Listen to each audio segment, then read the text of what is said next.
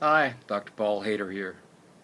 Now, the other day, the neighbor across the street, she had something fall off the wall, and a piece of glass come down and cut her arm, and so I grabbed some gauze, bandages, and walked over there and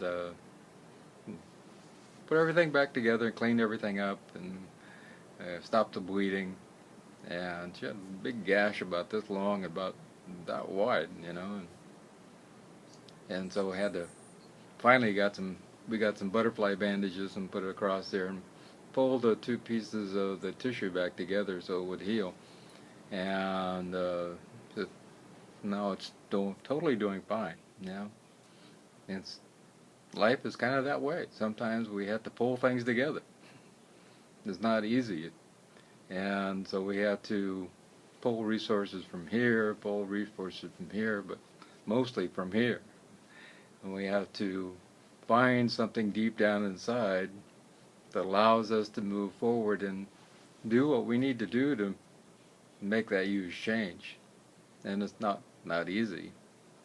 And just talking to a man who finally had sobriety after 30 years of being an alcoholic, and he said AA didn't work for me, and many other things didn't work for me, but the only thing that worked for me was doing a lot of deep meditation, and I found something deep down inside of me that was stronger than I've ever knew I had inside of me before. And so life changed for him drastically, and so he pulled those things together, and now he's totally fine. And sometimes I remember a person getting a really bad burn on their arm from hot water off the stove, and sometimes we have to put something healing on there, something that'll cause it to feel soothed, and sometimes we have to put something like aloe vera on there, or maybe some slippery elm mixed up a mixture after it's healed up a little bit, and put that over there also, and to keep it from getting more inflamed, and then cools it off. And sometimes we have to do that in our life also. We have to put something soothing and healing into our life.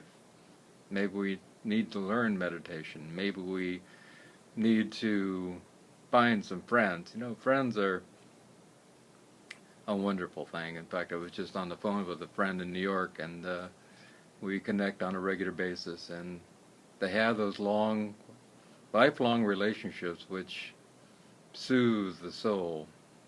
They're very important. We don't get to pick our relatives, but we do get to pick our friends. And so sometimes those friends can be more important than the relatives that we have. It came what we are born into, that family, And so it's about caring for those friends, and they soothe our heart and make us feel good, and to have those kind of friends in our life can make a huge difference. Sometimes when we get down, it's the friends that show up and not the family, and they're the ones that help pull us up and get us going and allow us to survive some of those hard times. So it's important to keep those friendships going, because they are the healing balm that gets us through those tender moments in our life. Sometimes we take things sometimes we eat something and it doesn't agree with us, and we end up with a terrible stomach ache in the middle of the night, and then for me, I have to get up and take some slippery elm or marshmallow root, and maybe some activated charcoal. You never know, something might have been on the edge of being spoiled or something, or even a piece of fruit, you never know. And so those things usually kind of calm everything down and get everything peaceful again inside. Now, sometimes we have to do that with our whole life. We have to kind of calm things down and get everything peaceful again inside. And sometimes we have to do that by getting away from a regular environment. And sometimes that means, going on a trip. I know a lady that she went up by herself, went across the country camping, and did a lot of meditation, a lot of soul searching and contemplation. And by the time that she took 7 or 8 weeks, I think it was, and she got away, and by that time, when she came back, everything was settled inside. That's one thing that we don't really do for ourselves, is to get away by ourselves a lot of times. You know, we always have people around us, and to have downtime by ourselves, with ourselves, connecting with ourselves. And it's the one thing to be out somewhere and being busy and not really connecting with ourselves. We might as well be around a lot of people. But it's another thing to be out by ourselves and either connecting with a really good friend, or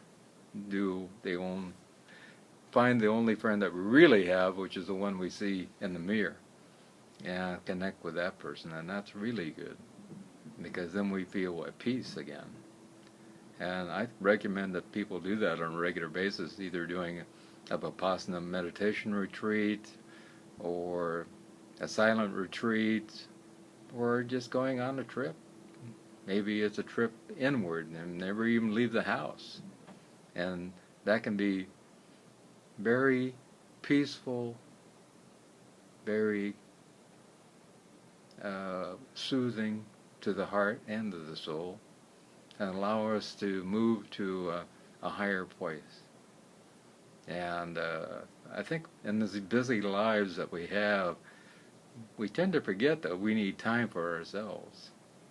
Time to heal some of the things that we're feeling deep down inside, and to develop that inner ability to have enlightened feelings, And a lot of people either wear their emotions on their sleeve, and they're fast to react to just about anything and with emotion.